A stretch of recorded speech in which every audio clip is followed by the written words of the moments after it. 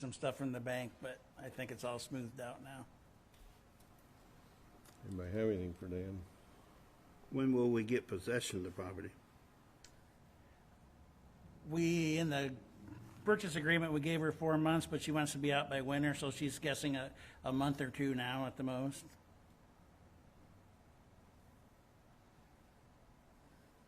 Will she maintain insurance on it, or since? Yes, that was part of the purchase agreement, that she maintains her insurance on it.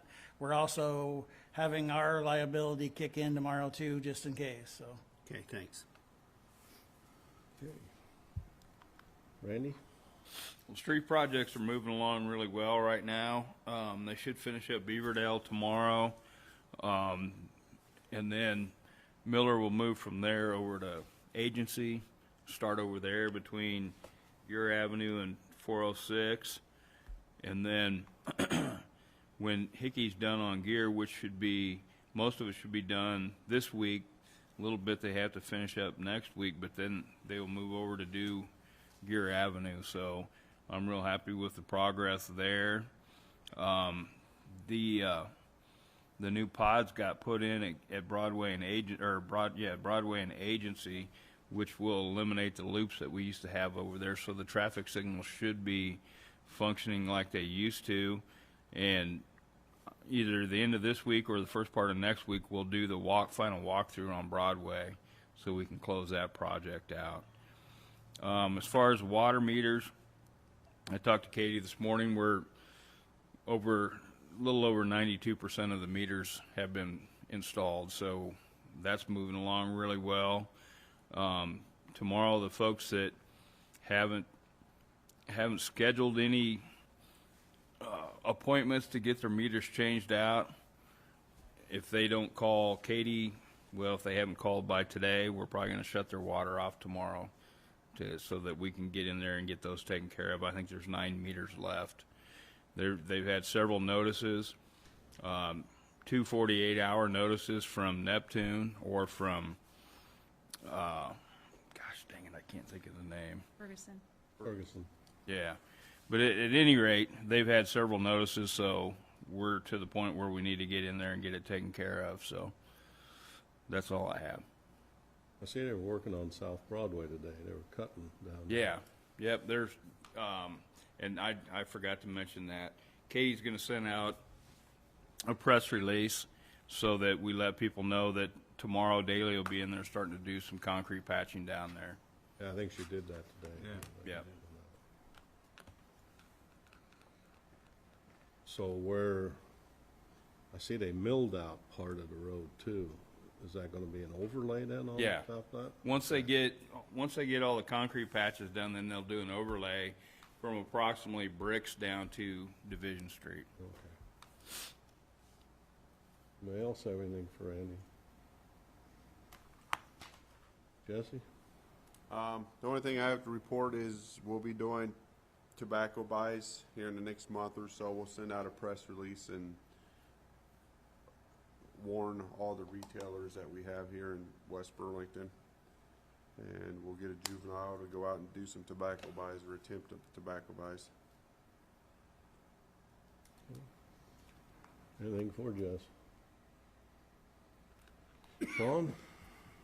Started commercial rental inspections, went through, got, with the nice warm weather, it actually helps with the cool weather because they're turning their furnaces on, so it gives me a chance to inspect that area also. I've got Kids Zone coming up tomorrow out at SEC, get that inspected yearly for them. We had, on the fire side, we had the fire prevention week last week. That went really well. It was a busy week. And then today we had the kindergarten class stop up at the fire department for a fire safety talk and tour of the fire station and pictures. Okay. Anybody have anything for Sean? Kelly, you got anything going on? Leslie's not here. Rod, you got anything going on? No, sir, thank you. Rick?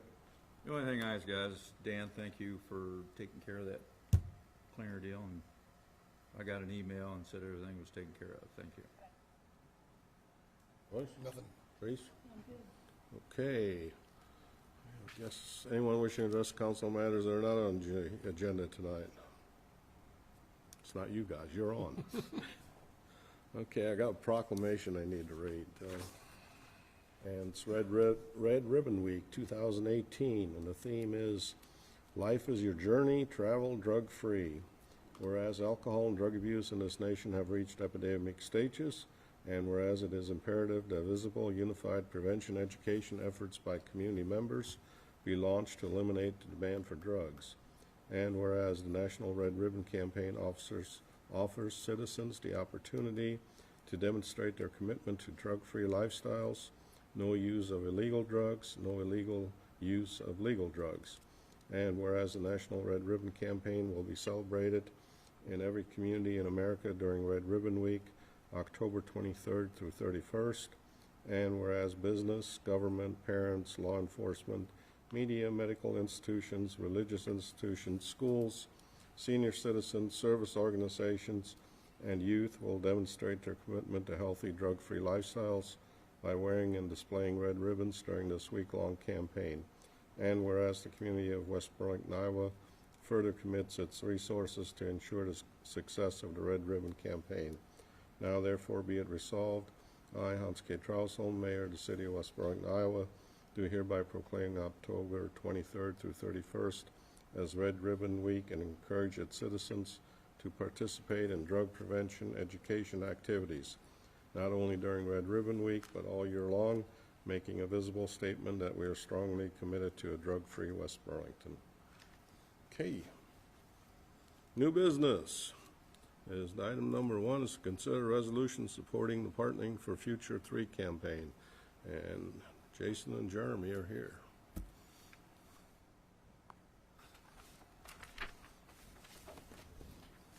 Good evening, members of the council. Jason Hutchison with the Greater Burlington Partnership. Thank you for the invitation to be here tonight. As the Economic and Community Development Group serving the area, really what guides our efforts is a plan of work. And we revise that every 5 years. And the name that we call that plan of work is Partnering for the Future. And the first version of this was in the recession in that 2008-2009 era. And things were pretty tough around here. And my predecessor, Dennis Hinkle, worked with a number of folks to build this plan. And I thought he was crazy. Some of the goals and some of the strategies in that were incredibly aggressive, and I thought he was going to get us both fired. I didn't think there would be any way that this community would be able to achieve some of the goals that it set out. But I was wrong. And doubling down on economic development, which is really what that plan did, has proven to be a terrific thing for us. And so we did it again 5 years ago. And so it was time to kind of update that 5-year plan. And we use a third-party firm that helps devise plans and really lead the fundraising efforts. And they really have a great system for what they do. And part of that is early on, when a plan is drafted, they take it out to about 70 business and community leaders and get feedback on that plan. What do you like about it? What don't you like about it? What is it missing? And really, we got some incredible feedback. Some things challenging to hear. Other things were genius. And so what I put in your packets was kind of our plan for the next 5 years, filled with all kinds of strategies, and I won't belabor the point by reading all of those to you, but a couple of things point out that I want to give you some insight on, and then I'm going to have Jeremy talk a little bit about workforce. But economic development is all about the attraction of jobs and the attraction of capital to our communities. And certainly we have increased our interactions with existing companies. We do a number of existing business visits every year, and we intend to continue that. But one strategy that has shifted from our plan 5 years ago is as it relates to future industrial development, ground anyway. And we had a strategy in the last 5-year plan to really move the process along for a large industrial site. 500 acres or thereabout is something that we had targeted. And so really we've spent the last 5 years evaluating that, from the cost of land acquisition to the cost of utility extension to the cost of infrastructure and all those sorts of things. And the cost was pretty substantial, and more substantial than I think as communities we have an ability to invest in at this point in time. So our strategy has shifted a little bit to looking more at redeveloping parcels that are already in our communities, many of which have infrastructure to them. An example of those is the Raider site on North Gear Avenue. And I know I was here to see you a number of months ago as we were looking at putting the turf facility in there, and that project has taken a turn, but I thank you for accommodating that potential use of that facility. But I think you're going to like the end result better. We have acquired the northern half of that property, and we will be back to you in the coming months with some tentative drawings on how we may want to parcel that out, how we may want to look at infrastructure for that. It could have one user for that entire 35 acres, but there's also a way to subdivide that and put 4 or 5 different companies and have a mini industrial park area. So that's an example of what we're looking at doing from an infill perspective. We think it makes sense to redevelop land and also to utilize that infrastructure that's already in existence. On the community enhancement end, I think we all can agree that there are many needs out there, and business and government only have so many dollars to go around for that. And one of the initiatives that the partnership has embraced is bringing the Community Foundation of Des Moines County within our group. And you may not be familiar with that name yet, but essentially they exist to build endowment funds where investment earnings off those gifts produce yield for the community and are awarded in grants to a wide variety of activities each and every year, essentially into perpetuity. And if we can get individuals, in particular families, to endow large amounts of large sums of money. Think the Whitty Foundation. It's done a number of great things in our community. If we could have 20 Whitty Foundations, imagine what would happen in our area. And that's really what the Community Foundation of Des Moines County is designed to do. And so I'm excited about some of the plans that have been put forward in terms of building those endowed assets for the future. And then certainly visitor attraction. We've seen a slowdown post Iowa Fertilizer construction in visitor dollars, and one of the things that we've looked at for the future, in addition to the recreational facilities that are being built, is the one-of-a-kind visitor experience trend. And an example of this is in particular millennials. They really value experiences, but they don't like the commercialized experiences. They want an experience that they feel that is Instagram worthy, or that is a unique opportunity that not just anyone can access. And so an example of what this could be is a guided catfish tour on the Mississippi River. You could get a group of folks from a large city. They don't know how to access the river. They don't know where to rent a boat, but they can get a guided tour. Or you could have a couple's package where they could have private dining from someone like the Ivy on the rooftop of a building that not many people get access to. Those are just a flavor of the types of things we're talking about from the unique visitor travel experience trend. And then, of course, since Downtown Partners is a division of our organization, we've got some strategies on the redevelopment specifically of downtown Burlington, and I know that does not impact you as much. But as we shared these strategies with folks and revised them based upon all this feedback, at the top of everyone's list was workforce. We are at 3% unemployment right now, and even though that is a cycle, even beyond that unemployment rate, we have some major challenges when it comes to our talent pipeline here. And so this has been a difficult thing for me to get my arms around. As a nonprofit organization, we don't control things that you typically hear about, like welfare benefits. We don't control young people using drugs. We don't control folks being unemployed and not inspired to up their skill level. And there are a lot of societal challenges. We don't control those. We also don't educate kids.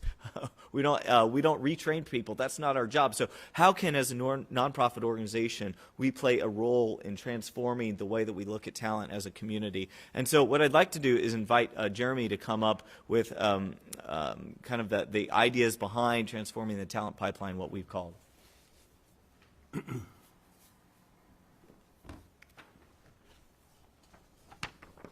I take it everybody has one of these in their packet, or you can see that, or you handed those out. Or good evening. My name is Jeremy Hess. I'm with the Economic Development Division at the Greater Burlington Partnership. And so as Jason and others went out to the community to begin to talk about this Partnering for the Future 3 conversation, everything came back. We can't expand the businesses that we have. We would like to add a new line to our industry. We would like to grow in this way, but we do not have the people. And so we began to look around the country and have conversations even locally with what are some ideas that we can do to try and make a difference there. Excuse me. One of the strategies, and I won't go through by any stretch all of these that you see on the handout here or whatever, but the theme is, the overall theme is to pursue a talent pipeline, to pursue our young people in ways that we haven't done that before. And so some examples of this that you may have heard of some of these things too, the 5th grade fairs out at SCC, the STEM Festival. These are things to reach out to young students, and we won't discontinue doing those, but we have to continue to pursue younger students more often and engage them and begin to change the what's the word I'm looking for? Change the perception of what opportunities and jobs and manufacturing and other things here in our region that are available. And so some of the things here I'll just discuss briefly with you are, and we've visited with every school district, with all of the superintendents. Dave Schmidt, we had a great conversation with him. He's completely on board of some of the things we'd like to see roll out. Red carpet tours is a section in the high school where nowadays if you go to a high school in the fall or whenever, they would have a signing day where a kid maybe goes to kick a football for a school or play soccer for a school somewhere, and we should celebrate that. But we should celebrate even more if the folks over at ABB, or formerly known as GE, if they have signed 3 high school kids that are going to enroll in a maintenance tech position that's going to take them through 3 or 6 months of training at SCC. We need to have the company there. We need to have the parents there. We need to have the school sign, make a big deal of it, have the newspaper there, and begin to send a message again and again to all the students around them that this person, just because they didn't run off to a 4-year college somewhere else, they haven't missed it in life. They're not a loser. They are even maybe ahead of the game if they would consider taking local education and then local employment and spending their lives and growing their families right here in our area. One of the things that we begin to pursue is also aligning some of the scholarship funds. This is something I believe we can have an impact on. A local school district last year at graduation time estimated that there was about $1 million worth of scholarships that were given to students that were graduating that year.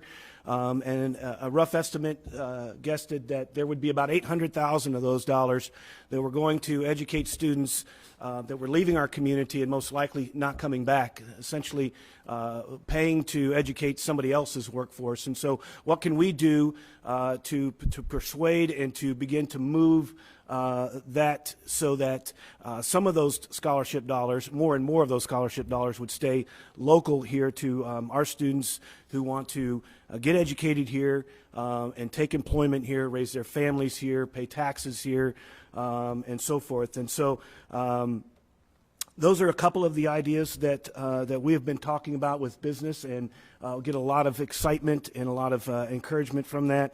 Another project that's on the post-college side of things is taking some of our local community dollars and some of those foundation dollars that even Jason talked about a little bit ago, and putting together a fund that's a community fund that local businesses could then contribute to, so that if perhaps for a tough to recruit to our area, could be a machinist, could be an engineer, whatever it is, a position that's really difficult to recruit. If we were to be able to offer that individual, if you will move to our town and take this position, all things being equal, the pay be equal and so forth, we would be able to put together a student loan payment program so that if that individual took employment with one of our local businesses, that fund would pay $150 or $200 every month for 3 years to pay directly down on the student loan of that person that took that employment there. And so these are things that we've begun. We don't have all the answers to. It's not all written in stone where the funding comes from and how it works. But these are some programs that we've put together in this collective thought of how do we transform the pipeline and stop kids from leaving the area, stop students from running off, and then how do we pursue those who've already graduated here and perhaps left for employment somewhere else. We stay in touch with them and persuade them to come back to our area. A number of different programs that are outlined there. So again, these are just some ideas. Be happy to answer a question or two if you have some. We continue to pursue our veterans home base initiative. Clearly, this is something that there's not one answer to. How do we transform the pipeline here in our area? But everything that we do, we have to do with excellence, and we have to do consistently, and we're committed to that. But it does take a combined effort from business and government and teachers and everybody involved. So that's kind of a rough outline of what we as an organization are going to attempt to do to try and make some changes in our talent pool here. 1 year ago, roughly, there was 1,067 people in Des Moines County who were receiving unemployment benefits. I know there were other people who were unemployed, but at that same time this year, there's now 351 people in our county who are receiving unemployment benefits, and that's a shrinking pool, and we're just not going to be able to keep up with the folks that we have, with the rate our businesses want to grow and so forth. So, any questions that I could answer or attempt to answer for you tonight, I'd be happy to do that. Or Jason, if you want to. So if there's 700 less on unemployment, does that mean there's only 300 jobs available now? Because there was like 1,000 jobs available? The Southeast Iowa Jobs website that we sometimes reference to the number of open positions, that was, the last time I checked, was about 1,023. Not all of those are in our specific region, but I'm saying that the people who are receiving unemployment benefits have dropped by roughly 700 or more over the course of this last year. So there are more job openings than there are people receiving unemployment benefits. Again, not necessarily the number of people who are unemployed, because some people are terminated or they're, for whatever reason, they're not receiving benefits. This is just one way to measure just how tight the labor market is. Most of these job openings, I mean, are they a mixture of everything, or Absolutely. There's folks that want to sweep out buses at Burlington Trailways to an anesthesiologist at the hospital, everything in between. Almost every business that I talk to, every industrial partner that I talk to, Shears over here, at any given time will have 37 to 50 openings. There's been positions at Silgan that they've never been able to fill since they've opened. So not all of these are, of course, entry-level jobs. Clearly, the more skilled jobs are more difficult to fill. does some of it have to do with not being able to pass the drug tests? A lot of it has to do with not being able to pass the drug test, or work for 2 weeks, get a paycheck, and maybe decide that you just go ahead and get the Xbox then and quit work for whatever reason. And we've looked and had conversations about everything from our industrial partners are willing to even have a conversation of, a bus route in the evening that a lot of these folks, they lose a point here or there because the car breaks down or someone doesn't have transportation. What can we do to work with SIA Bus and others that would be able to provide a transportation line, especially in the wintertime or at night? There's all kinds of daycare issues are concerns. Again, a lot of this has to do with, we can lead some of those conversations, but what can we do to actually impact and make a difference? And that's not always easy to know, for sure. I like the part about getting to the students early. And I remember, and I'm sure Rod remembers, and Trace and Rick, that when we were in high school, we had like job fairs. You could go to different companies in town or wherever and visit, and usually it just meant, you got a day off, but, but you did get to see, how the potatoes were handled, or how Sturzing's made chips, or how Case worked, or how GE worked, and stuff like that. Well, that's probably one of our biggest hurdles right now is how do we change the perception of what some of these jobs are. I think when a lot of people drive by one of our local factories, in their mind they maybe picture somebody with a shovel scooping coal into some furnace in a dark room somewhere, and it's not that. And so for us to be able to get students, their parents, teachers, superintendents, council members into the walls of our industries and let them see what exactly these jobs entail. Make sure they understand what the pay scales are. I think there's been a lot of pressure on our employers to raise those rates. I mean, They've never been dropped. yeah. And so and then give a clear picture of what the cost of an education is. If you want to run out and get a degree in French or something like that, then it's going to be difficult to pay back those student loans if you can't find a valid position. So a lot of work to do on to change the perception of exactly what our manufacturing and our other business jobs entail. You kind of answered it there, though, that the students that I've had for a long period of time, some of them's come back, and I said that right out here is your best opportunity. If you don't want to go to a four-year college and you do want to make money, is to go out here at SCC and be able to be a plumber or welder or contractor or anything else, is to go out there and be able to do it. Originally, that's the way I started, is going through a tech program. But I don't think it's advertised that much. I know that they said that the enrollment out here has picked up compared to the decline, because everybody wanted to go to four-year college and that stuff in there to be behind a computer. And I hate to say this, but there's a lot of kids that do not want to work and don't want to do the plumbing work and electrical work and that. I've had 5 students got an electrical program already, and they're loving it.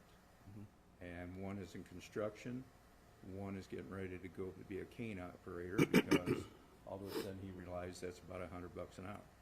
So in certain places. Now, he's still here, and the other 5 are still here. So there's hope in they will stay here and raise a family at that time. But I think you need to go to school and actually take them out there sometimes and show them exactly what's going on. The industry arts in high school is no longer there anymore. So that much. And students aren't forced to take that, I don't think. Yeah. I know at one time you had to take home ec, which I didn't really care about it, but some people did want to be a cook. But the industry section was a plus, where you did go build things and do things and use your hands and that stuff in there. But on the other hand, we've had companies with GE, Case Company, and all the other one, and IRS, and the plant and everybody else, that you had 1,000 people who worked at every company, and then the generation just followed in that step at that time. So we don't have that anymore here either.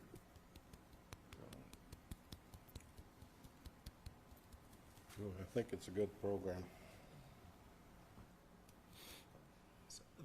The request, of course, implementing any plan of work has a cost attached to it, and we put the cost of implementing this program at $2 million, and so we're in the process of raising the capital necessary to implement that plan of work.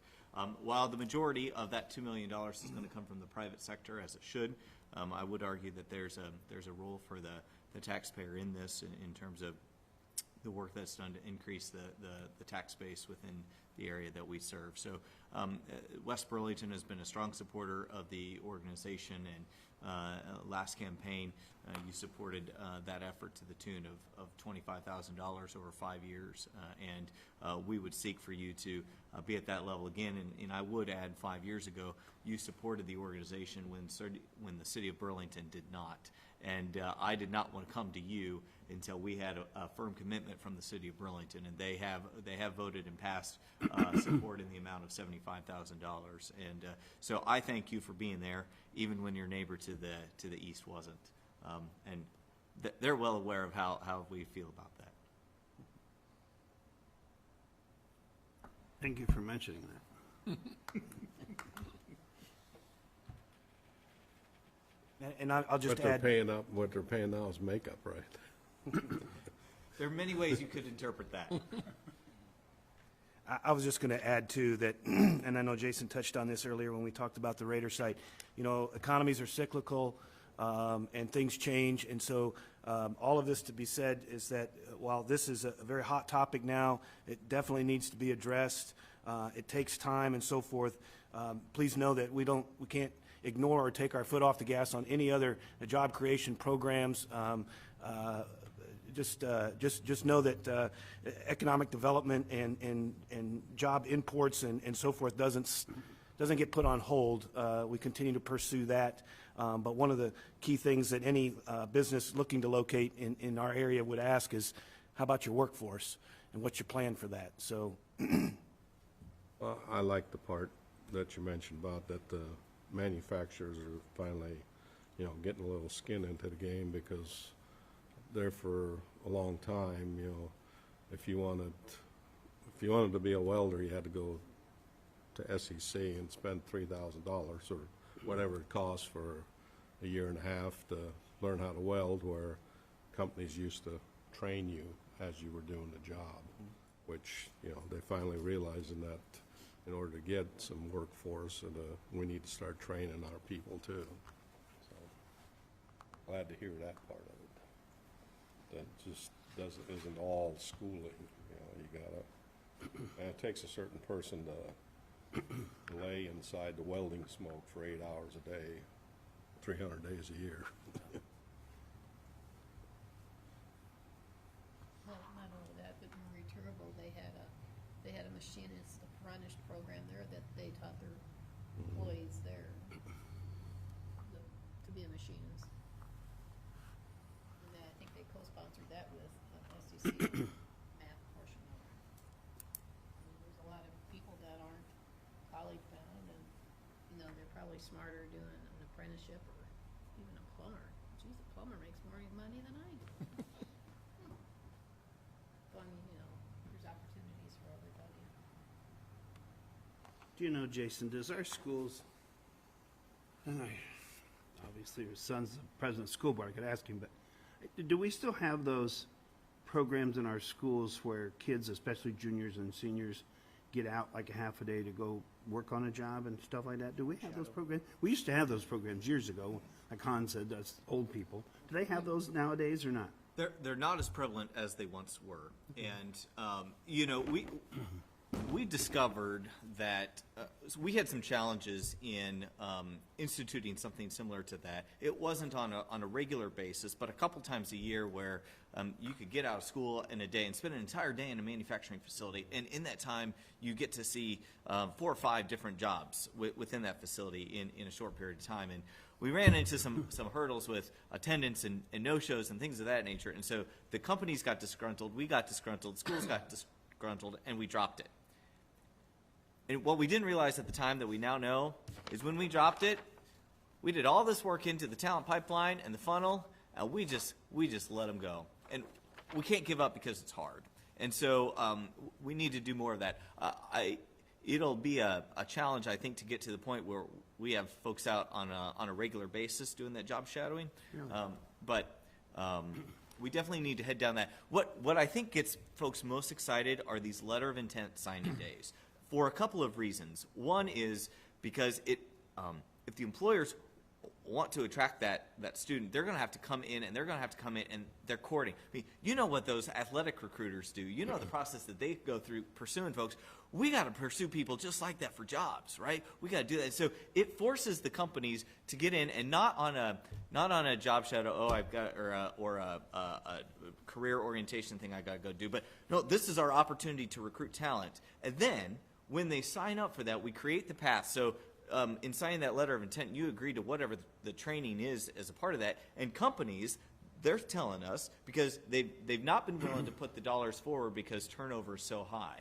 But if they can get someone convinced to do a letter of intent and they map out a joint program together, even though they know they're going to have attrition in that, number of employers are stepping up saying, hey, we're willing to fund whatever that training is that we're going to require, and we're willing to give you a job as you do that. And this is stuff that should never have stopped, right? We should have always been doing this, but we haven't. And then when they sign the letters of intent, we have a party. We've got the nice backdrop. We've got the hard hats. We make it a big deal, and we throw that all over social media. And here's the thing that I've discovered. It's tough for me, but I'm pretty analytical, and I make life decisions based upon facts and figures and a decision tree.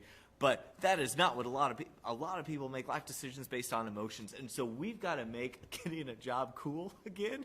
And it sounds crazy to hear, right? But that is true. Optics matter in how we presented this, and we have failed on the optics level. That was a long answer to your question, Rod, but that's really the flavor of what we're trying to go for here.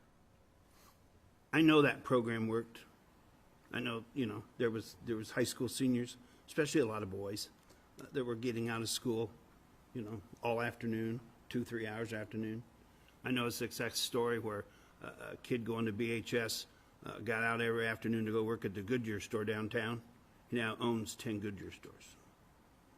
I mean, That worked? that program will work. Now, sure, I realize kids have changed and times have changed, but that program will work. But you've got to make the opportunity available. You got to open them paths up somehow. I appreciate you saying that. Good Yeah, thoughts. it's like Jason said, it's still going on a little bit, because my granddaughter, she did that last year. She job shadowed down at the courthouse, one of the judges. For some reason, she wants to be a judge, but she hasn't realized yet that you need to be a lawyer first. But back then, it wasn't just a job shadow back then. It was a job. They had a job working in the factory or selling shoes or selling tires or whatever it was. It was an actual job that they did in the afternoon. And I think it greatly helped some of those students that weren't even necessarily the best students and didn't want to be in school and didn't want to be studying and didn't want to learn all this stuff that you quite honestly never use again in life. They wanted to get out and do stuff and make money. And I think some of them kids, it saved some of them kids. And Good call. I don't know. It's working just with the kids I was just sitting there talking to. They're enjoying it, but there's a company out here that can't keep a person for one day to work. There's just such a turnover because they do hire. You got to be 16 years old. They come in and work one day. I drive my car through and they wipe it down, and they quit before the day up because they don't want to do it. Anyhow, I'd make a motion to contribute and continue our partnership in this. Support. Okay, motion with support. Any further discussion? Good discussions. Do you have a card on you, sir? Roll call. Lees. Aye. Crowner. Aye. Raleigh. Aye. Hightmeyer. Carried. Thank you. Thank you, Jeremy. By the way, Jason, just right quick, you have grown immensely in your job also.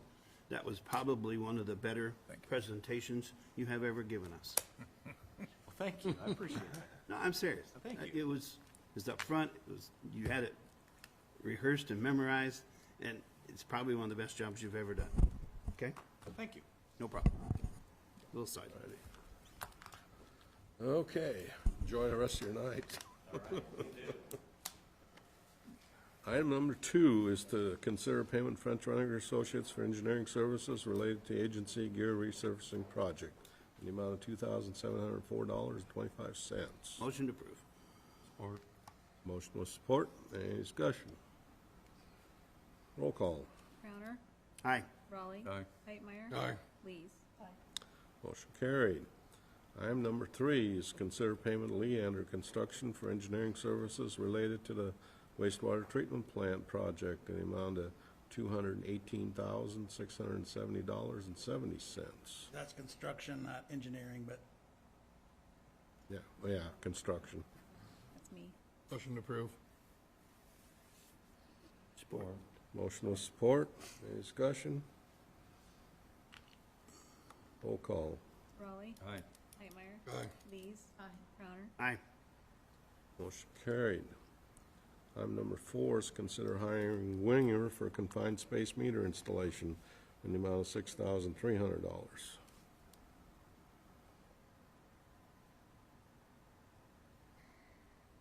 So moved. Support. Motion with support. Any discussion? Roll call. Whitmire. Aye. Lees. Aye. Crowner. Aye. Raleigh. Aye. Motion carried. Item number 5 is consider a quote from Budget Blinds to replace the blinds in the city council chambers, the amount of $1,961. Who's hanging them? They do. Is it? They hang them. Motion approved. Support. Motion with support. Any discussion? Roll call. Lees. Aye. Crowner. Aye. Raleigh. Aye. Whitmire. Aye. Motion carried. Item number 6, consider approving Title VI non-discrimination agreements. State of Iowa's, before you can receive federal funding, or actually comes from the feds also, we have to have all these agreements in place. If you remember a few years ago, or I remember, nobody else does, but we signed one when there was a project that we had that regional planning was the administrator of. Now they're asking all the communities to sign these individually if they're receiving any grant money.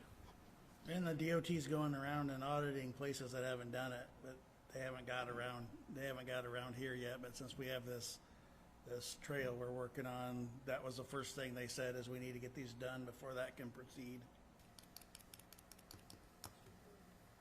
Support. Motion with support. Any discussion? Roll call.